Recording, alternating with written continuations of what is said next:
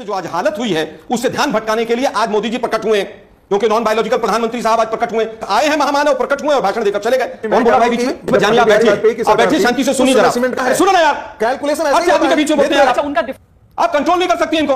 दोनों को स्टूडियो में बैठा के आशुतोष जी के भी बीच में बोलेंगे, मेरे बीच में ही बोलेंगे। मेरे मित्र जो शर्ट पहने हुए हैं, क्या वो स्वदेशी शर्ट है या विदेशी शर्ट है? हर दुकान पे लिखा हो यहां चाइना से मिली हुई चीजें नहीं बनती हैं।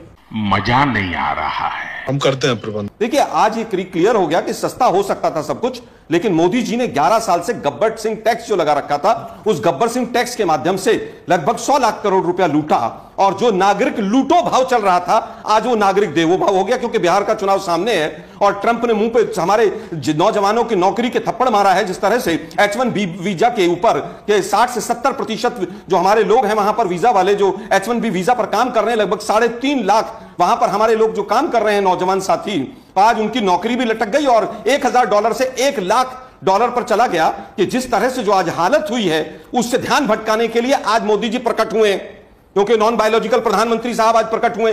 अरे भाई, इतना ही अच्छा कर दिया था तो एक तरफा भाषण देने की क्या जरूरत थी, एक प्रेस कॉन्फ्रेंस कर देते। लेकिन दिक्कत यह है कि लूट मचा रखी थी टैक्स टेररिज्म से। 1 नेशन और 8 डिजिट्स का पूरा टैक्स था, 8 लेवल पर टैक्स लगता था। अभी भी राज्यों का कैसे हित होगा, 40% का सेस कौन लेगा, कोई क्लैरिटी नहीं। बस आए हैं महामानव, प्रकट हुए और भाषण देकर चले गए। अरे भाई, कफन के ऊपर किसने टैक्स लगाया था? जीएसटी। पूजा का सामान हो, दूध दही, स्कूल के आइटम्स हो, पेंसिल हो, किसान के ट्रैक्टर के ऊपर हो, पुरानी गाड़ी पे भी आपने टैक्स लगा दिया था। और उसके बाद आप कह रहे हैं कि साहब मैंने तो बहुत बड़ा काम कर दिया, क्योंकि सामने बिहार का चुनाव है, SIR चल नहीं पाया, इसलिए चलो यही मेथड अपना लेते हैं। कल से मां शक्ति की उपासना का पर्व शुरू हो रहा है। मैं हाथ जोड़ के मां शक्ति से, मां दुर्गा से प्रार्थना करूंगा कि इस कमजोर प्रधानमंत्री को थोड़ी सी ताकत देना, मां इस बोगस सरकार को थोड़ी सी ताकत देना कि ये किस तरह से अमेरिका के सामने सरेंडर बैठी है ये सरकार। हमारे युवा हथकड़ियां लगकर, बेड़ियां लगकर आते हैं, इनके मुंह से चू नहीं निकलता है। आज ये जिस तरह से H1B वीजा पर हुआ, 50% टैक्स का पर्ची हमारे माथे पर चिपका दी गई, और ये प्रधानमंत्री मां दुर्गा की उपासना की हर साल बात करते हैं। मां दुर्गा से हम हाथ जोड़ के प्रार्थना करेंगे, इस कमजोर प्रधानमंत्री को माता जी थोड़ी सी ताकत देना। ये बड़ी अच्छी बात कही है। सीमेंट 162 रुपए का कट्टा था ACC का 2014 में, आज 390 रुपए का है। कोई सा भी गूगल करके आप में से चारों में से छांट ले कि दिल्ली के अंदर सीमेंट का कट्टा कितने का है, 50 किलो का। सरिये का, स्टील का रेट, मकान बनाना सस्ता हो जाए। एल्यूमिनियम, कॉपर, ब्रास जितने हैवी मेटल्स हैं 10-10 गुना बढ़ गए। स्टील 32 रुपए 12 mm का सरिया था, आज 57-58 रुपए का सरिया 12 mm का है। दुर्भाग्य यह है कि आंकड़े एक भी पता नहीं है। आज बात यह है कि सबसे पहली चीज यह है, 72 रुपए था, क्या था कट्टा? कौन बोला भाई बीच में?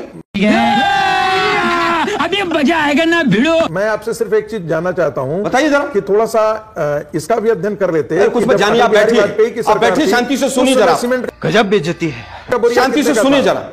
अरे सुनिए ना भाई जरा, अरे भाई सुनिए ना जरा। हाँ ठीक है, बोलिए। अब आप चले जाइए इंदिरा जी के समय पे। आप लोगों को इतिहास में जीने की आदत है। अरे तो भाई, मुझे दिक्कत इस बात की है कि जीएसटी काउंसिल के 37%। सुनो ना यार, कैलकुलेशन हर आदमी के बीच में बोलते हैं। अच्छा, उनका डिफरेंट है ना, रुकिए बात सुनिए। मैं चुप बैठ जाता हूं, जिनको एक तरफा सोच चलाइए आप लोग। चुप हो रहा हूं मैं, आप बोलिए। आप कंट्रोल नहीं कर सकती इनको, दोनों को स्टूडियो में बैठा के आशुतोष जी के भी बीच में बोलेंगे, मेरे बीच में ही बोलेंगे। ABC पता नहीं। मैं पूछ लेता हूं महंगाई कैसे कैलकुलेट करते हैं, बता दीजिए। आप बोलिए, ठीक है, बताइए जरा। हाँ, अरे बाप रे, ये तो धोती खोल रहा है। बताइए ना, आपका फॉर्मूला अलग है, आपका फॉर्मूला डाल रहे हैं। ज्ञानवान बन रहे, बताइए महंगाई कैसे कैलकुलेट करते हैं। बताइए ना, आप आगे आलोक जी अपनी बात रखिए ना, उसमें आप दोनों ही बता दीजिए। श्वेता जी आप भी बता दीजिए। क्या? हाँ, अपनी बात मैं रख रहा हूं, मेरी बात सुनिए शांति से। अपनी बात रख लीजिए। दुर्भाग्य यह है कि जीएसटी काउंसिल में 33% वोटिंग सेंट्रल गवर्नमेंट की होती है और बाकी सब स्टेट्स की होती है। वो वहां पर आम सहमति इसलिए बनाई जाती है कि फेडरल स्ट्रक्चर बना रहे। लेकिन जिस समय पर जीएसटी पहले आ रहा था तो कहा गया था, मोदी जी ने कहा था कि फेडरल स्ट्रक्चर चकनाचूर हो जाएगा। लेकिन दुर्भाग्य यह है कि वोटिंग अगर होती है तो, क्योंकि बीजेपी शासित राज्य ज्यादा थे, इसीलिए मनमानी चल रही थी। 50% पे सिंपल मेजोरिटी से जीएसटी काउंसिल में डिसीजन होते हैं। जीएसटी काउंसिल का जो स्ट्रक्चर है, जो रूल्स हैं, उसको पढ़े ये लोग, इसीलिए मनमानी करते रहे। जिस राज्य में जो चुनाव आया, बिहार में आया तो ऐसा कर दो, गुजरात में आया तो इस पे कम कर दो, ये मनमानी करते रहे। अब बिहार में चुनाव आया है, H1B वीजा से ध्यान भटकाना है तो मोदी जी आ गए। मैंने 4-5 आंकड़े दिए। मैं बार बार कह रहा हूं, सीमेंट का कट्टा कितने का था, स्टील कितना था, क्या मैन्युफैक्चरिंग सेक्टर का जो कंट्रीब्यूशन है वो 17% से घटकर 16 हुआ कि नहीं हुआ? फिर स्वदेशी मोदी जी किस मुंह से कहते हैं? अरे भाई 11 साल में आपने अर्थव्यवस्था का भट्टा बैठा दिया। आप आधार कार्ड के विरोध में थे, आप कंप्यूटर के विरोध में थे, आप ATM के विरोध में थे, आज H1B वीजा पर आपका मुंह नहीं खुल रहा है। बात तो सही है। मैं फिर कहूंगा हाथ जोड़ के मां दुर्गा से कि मां दुर्गा इस कमजोर प्रधानमंत्री को ताकत दो कि ये कुछ बोल सके। मुझे आज जो उम्मीद थी कि प्रधानमंत्री जी कम से कम जिस तरीके की अंतर्राष्ट्रीय चुनौतियां और जिस तरीके से देश की अर्थव्यवस्था के सामने संकट है उसको लेकर कुछ बड़ी बातें कही, लेकिन आज उन्होंने जो बातें कही उसकी वजह से मुझे लगता है कंफ्यूजन और बढ़ गया है। वो क्या करें, गर्व से कहो मैं स्वदेशी खरीदता हूं और बेचता हूं। हाँ, मैं बेचता हूं। तो कल से मैं जब मार्केट में जाऊंगा तो हमारे मित्र जो शर्ट पहने हुए हैं, क्या वो स्वदेशी शर्ट है या विदेशी शर्ट है? या मैं कार खरीदने जाऊंगा तो मैं स्वदेशी कार खरीदूंगा या विदेशी कार खरीदूंगा? या जो एक मिनट मैंने बीच में बोला नहीं, प्लीज। इसको कहते हैं ठेठराई करना। अब देखिए बीच में ना बोल। बिहार की भाषा में ठीक है, मैंने बीच में तो मुझे मौका दीजिएगा इनको जवाब देने का। पिछले साल की अगर बात आप देखेंगे तो चाइना से हमारा इंपोर्ट 25% जंप किया है। 25% एक साल में 25%। आज की तारीख में करीब $100 बिलियन के डेफिसिट पे चल रहे हैं। हिंदुस्तान की शायद ही कोई ऐसी इंडस्ट्री होगी जो बिना चाइनीज रॉ मटेरियल के, चाइनीज टेक्नोलॉजी के, चाइनीज सामान के, यहां तक कि हमारे गुड्डे गुड़िया भी चाइना से आ रहे हैं। हमारे जब हम मार्केट में जाएंगे तो मुझे लगता है कि अब हर दुकान पे लिख, प्रधानमंत्री जी की तरफ से एक आदेश आना चाहिए, हर दुकान पे लिखा हो यहां चाइना से मिली हुई चीजें नहीं बनती हैं। तब तो मैं चाहूंगा स्वदेशी को, अगर मुझे स्वदेशी खरीदना है और मुझे नहीं पता कहां से चीजें मिली। मैं ये कहता हूं कि ये जो चीज आपने कई स्वदेशी को लेकर, क्या आपने इसका अध्ययन किया है? क्या बिना चाइना के इंपोर्ट किए हुए हम आज स्वदेशी की दुनिया बढ़ सकते हैं? हम क्या करें? Make in India. Make in India का मतलब क्या है?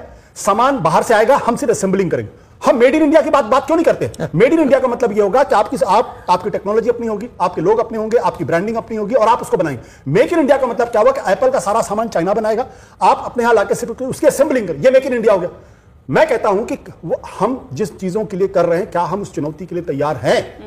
हम तो ट्रंप के बारे में कह रहे थे, अब की बार ट्रंप सरकार, अब जब ट्रंप ने जिस तरीके से आपको H1 वीजा पे किया है, हर दिन वो आदमी ह्यूमिलिएट कर रहा है उनको। चा बाजार जो वहां पे फिर से सैंक्शन लगा दिया, रशिया से आप ऑयल तो आपके खिलाफ सैंक्शन लगा, क्यों? तो इन सब चीजों पे गहन चिंतन की जरूरत है। शाबाश बेटा, बहुत बढ़िया। अगर आप चाहते हैं कि हमारी आवाज गांव-गांव तक पहुंचे, तो हमारे YouTube चैनल गांव की राजनीति को लाइक करें, शेयर करें और सब्सक्राइब करना न भूलें।